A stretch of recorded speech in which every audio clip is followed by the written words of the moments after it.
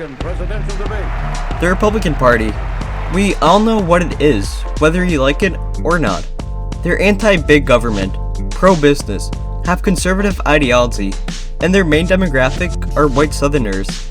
However, this wasn't always the case. The Republican Party used to be the Progressive Party, which was anti-slavery. So how did they go from Abraham Lincoln to Donald Trump? Well, to answer this, we need to see how the party first arose. Originally, there was no Republican Party. Crazy, right? The North and South in the 1850s were in utter turmoil, with the two main parties, the Democrats and Whigs, having immensely differing agendas with slavery. The Democrats, of course, were pro-slavery, while the Whigs were mostly divided. During America's expansion westward, beginning with Andrew Jackson, the two parties were at conflict with each other over if the newly founded states should be pro-slavery or anti-slavery. So the solution to this was to let the people decide, because that's always the smartest thing to do, and thus the Kansas-Nebraska Act came into fruition. This bill fucked everything up. This act overthrew the Missouri Compromise, which stated any state north of Missouri would be a free state, since now it was up to popular sovereignty. The bill was not welcomed, and many people had stark opposition to this because it abandoned the compromise. The Whigs, which were highly divided on the issue of slavery, fell apart, and in 1854, the Republican Party was born, consisting of anti-slavery advocates and abolitionists from both the Whigs and Democrats.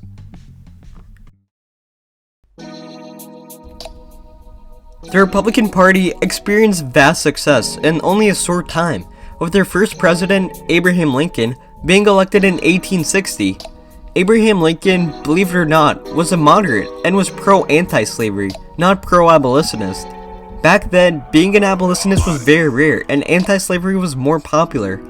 However, the South started to gossip and spread false narratives which said that Lincoln was an abolitionist, and thus the South seceded and the Civil War ensued. After 4 years of conflict, the North finally won under Republican command, and thus slavery was abolished. The North didn't just stop there and fought for black rights in the South, such as voting. This obviously didn't make white supremacists happy because of the whole, white supremacy thing, and they turned to the Democratic Party as they fought against Republican policies.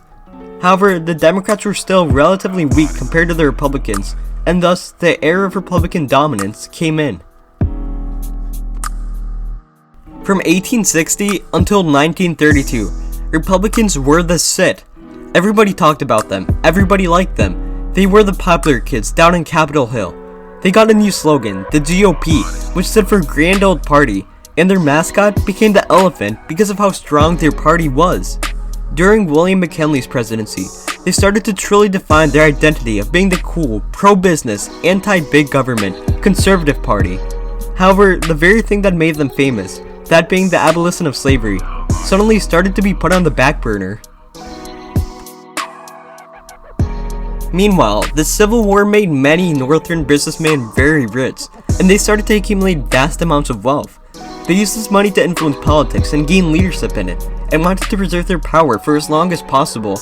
They thought that fighting for black rights in a mostly white country was so 20 years ago, and wouldn't help them keep power, so the Republican Party started to shift away from that.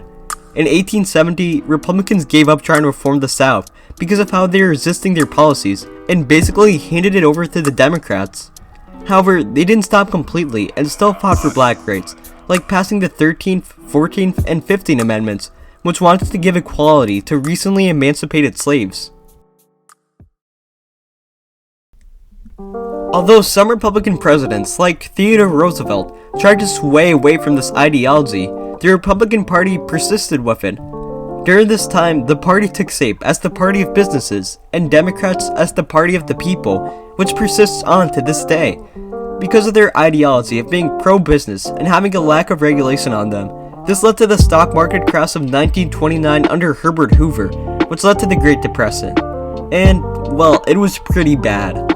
Republicans got blamed for it, and when Democratic President Franklin Delano Roosevelt came into power and passed the New Deal, which got the economy out of the recession, Republican dominance was over.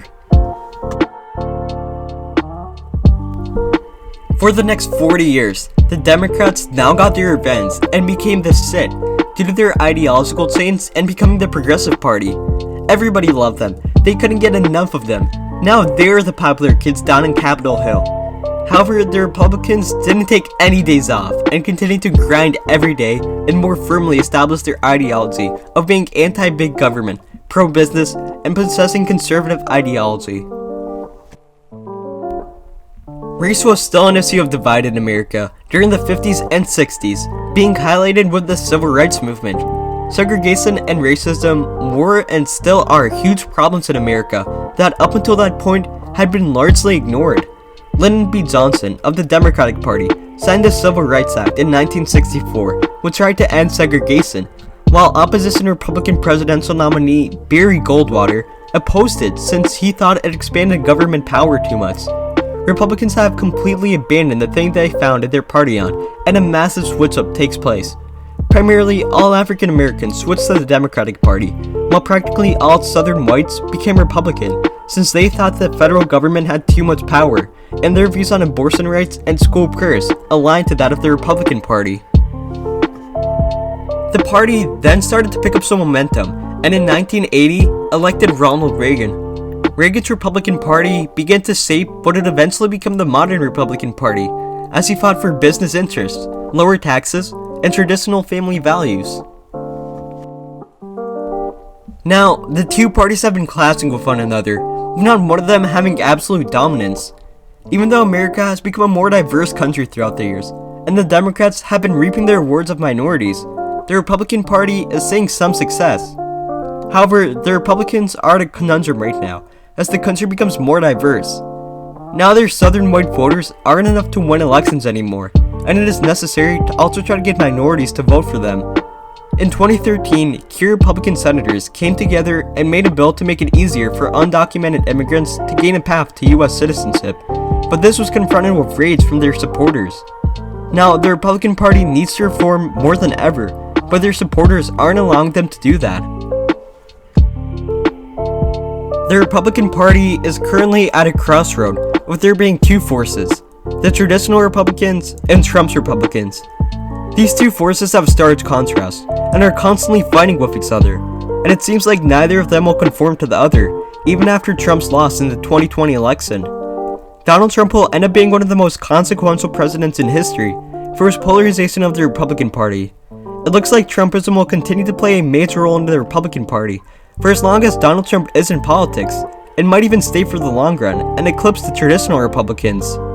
However, this isn't for sure, but if there's one thing that's necessary, is that the Republican Party reform to become more inclusive as the nation becomes more diverse. Thank you for watching, and as always, stay thinking.